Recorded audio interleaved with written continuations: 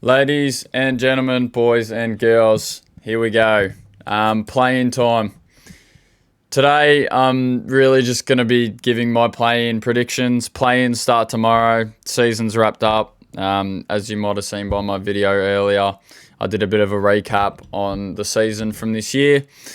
But today, for right now's video, I'm going to be going through every single play-in matchup, and I'm going to be trying to predict the play-in / give my analysis on every single one of them. So as of tomorrow kicks off. We've got the West matchups. We've got my Golden State Warriors against the Sacramento Kings, and we have the Los Angeles Lakers going up against the New Orleans Pelicans. I'll start with the 7-8 matchup, which is the Pelicans and the Lakers. First of all, I've got the Pelicans winning this one. It is hard to go against the Lakers in this scenario, considering how much experience they have. They went to the conference finals a year ago. LeBron's been playing some of his best basketball in a long time. They've just been flat out balling. They really forced their way out of the 9-10 matchup. It was for the longest time that they, were in the position to be sitting in that 9-10 matchup. And on the last day of the season, knocked out the Kings. The Kings were unfortunately lost their last game of the year, which put the Lakers in that position, giving the Lakers that double chance. So they now have an opportunity to beat the 7-seeded New Orleans Pelicans and go straight to the playoffs as a 7 seed. But I have the Pelicans taking this one tomorrow. Zion's in. They've got a fully healthy team. Brandon Ingram's just come back. We've got CJ McCollum, Herb Jones, Trey Murphy. Those guys are all ready to go. It is at Smoothie King Center, so it is a Pelicans home game, which is a big favour for them. If it was at Crypto.com or whatever they call it nowadays, Staples Center, as I like to call it, I would put it in the favour of the Lakers, but I feel like home court advantage is going to have a massive influence this game. And as of right now, I just checked 15 minutes ago, AD is questionable. I'm sure there isn't really any significant injury done to AD, so I'm sure he'll be playing tomorrow. But as of right now, we still have Anthony Davis questionable for the game tomorrow. So in that case, I don't see a world where they win without Anthony Davis. LeBron James is, depending on who you ask, the greatest player of all time. But I don't think we've been proved wrong from LeBron time and time again. But I think he's just too old to a point now where he can carry a team single-handedly to a win. D'Angelo Russell, yes, he's been playing some good basketball. It just depends on what sort of production they get out of D'Angelo, what sort of production they get out of Austin Reeves and their bench. They're probably only going to go 3 deep, maybe into their bench. So they're not really going to go far into their reserves, but I'd see the Pelicans winning this one, not comfortably. It will be a close game. I think both of the West matchups tomorrow are going to be close games. So I'm taking the Pelicans. 9-10 matchup, Kings-Warriors. I think you guys know who I've got. I've got the Warriors winning tomorrow. Not due to bias, we are at the Golden One Center tomorrow, which we know is one of the better home stadiums in the association. But my one thing is Malik Monk is injured. Malik Monk is unavailable to play tomorrow, and so is Kevin Huerter. Although we are missing Gary Payton, who is a decent bench piece for us and makes real rotational minutes for our championship run, Kevin Huerter and Malik Monk have been, their starting caliber shooting guard and their 6th man of the year. Debating on, what the awards shape up like in the next few days. Malik Monk is the 6th man of the year. So they're missing 2 key players in their role. Domantas Sabonis, we know the history with Domantas and Draymond and that. But Domantas has been playing some of his best basketball, so has De'Aaron Fox.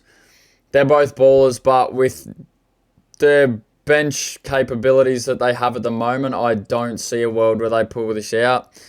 Obviously, missing Gary Payton for us is that hurts, but we know what Steph Curry did a year ago in Game 7 in an elimination game at Golden One Center. Draymond Green will be ready to go. Clay ready to go. Wiggins, hopefully Wiggins can get back to some sort of finals form. Kevon Looney, we know what sort of series he had last year where he was grabbing 15 plus rebounds every other game. I'm taking my Warriors in that one. It's going to be close, but I am taking them. Which means for the battle of the 8th seed, we've got the Lakers and the Warriors. It'll be a good game. It's always a good game when we match up. There was couple of overtime games earlier this season. I don't think we've had a non-clutch game against the Lakers this year.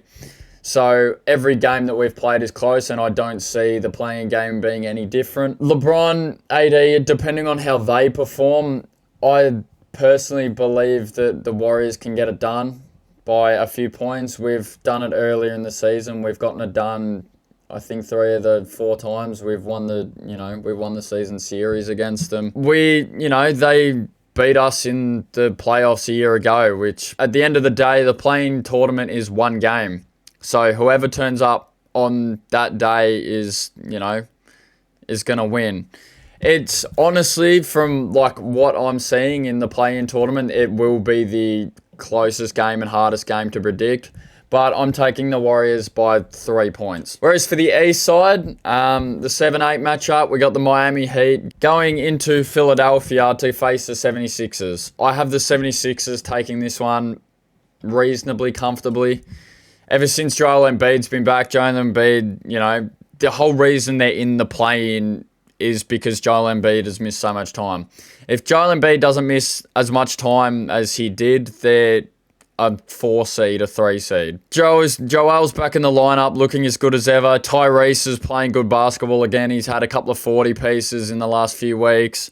Buddy Hield, first ever player to play 84 games in a season in the last 19 years, which is a weird stat, but Buddy Hield's playing some good basketball.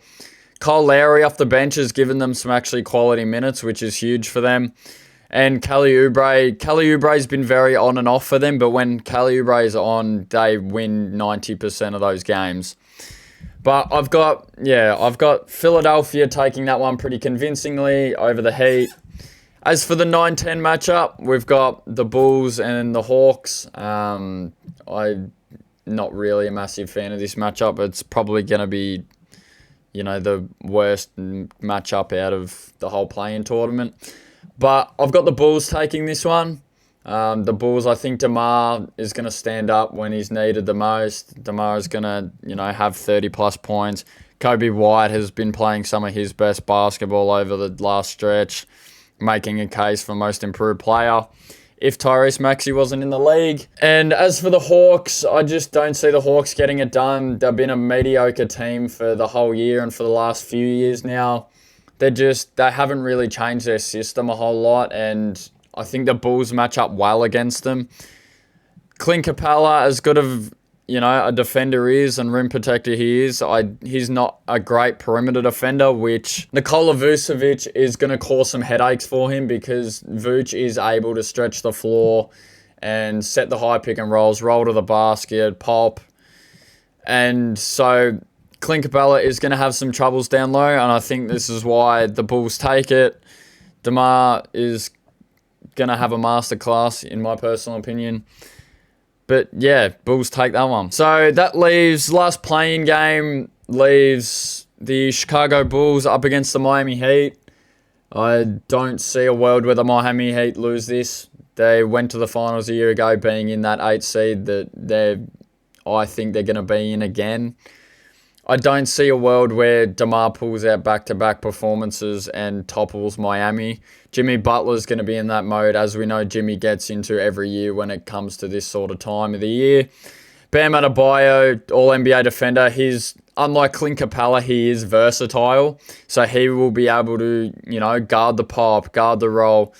He can do all those things that Vooch can do. Other than maybe the offensive side of the ball, he's a bit more tethered in that sort of instance where he can't really shoot the ball to a high clip. But Bam, All-NBA defender, we know this. He's made a case for Defensive Player of the Year a couple of years in a row. So he's going to do that. He's going to do his thing. Jimmy Butler's going to sit on DeMar all game, guard him up. And I think Miami just have more pieces. Jaime Jaquez is going to come off the bench and score really well for them. Duncan Robinson's had the best year of his career shooting the ball and all that. Tyler Heroes just came back. Tyler Heroes is someone we haven't really talked about a whole lot for the longest time. So he's going to come back and be that offensive threat that he always is for them. But I don't see a world where the Bulls take this one. I think they're going to fall just short of a playoffs berth again, and the Miami Heat are going to take this one. But yeah, that's about it. That's every playing game. That's my predictions. As I said, I've got the Pelicans sitting into the 7th seed to go against the Nuggets. I've got the Warriors just coming out as the 8th seed to go against OKC. Over in the East, we've got the 76ers comfortably slotting into that 2 spot, going up against the Knicks, who the Knicks stole the 2 seed on the last day. And the 8th seed, Miami Heat, who knows what they're going to do. They might just do it again. We don't know. But that's who I see going through the play-ins. We'll see what happens tomorrow. I'll be back tomorrow. I'll do a recap video. Both games are at a pretty reasonable time, so I'll be able to watch them and get a video out at a reasonable time for you guys to watch. So I'll be watching those. I hope you guys are watching too. Let me know who you think's going to come out of either side. Drop that comment, drop the likes and subscriptions. That'd be a massive help to me. I couldn't thank you enough. Yeah, drop those comments. Who's coming out? Who do you guys think winning, losing? But yeah, only time will tell. 24 hours time, we'll see the West side go at it, and I'll be able to give my take. Until then, take care of yourselves, take care of each other, look after each other, and I will see you guys tomorrow. Peace.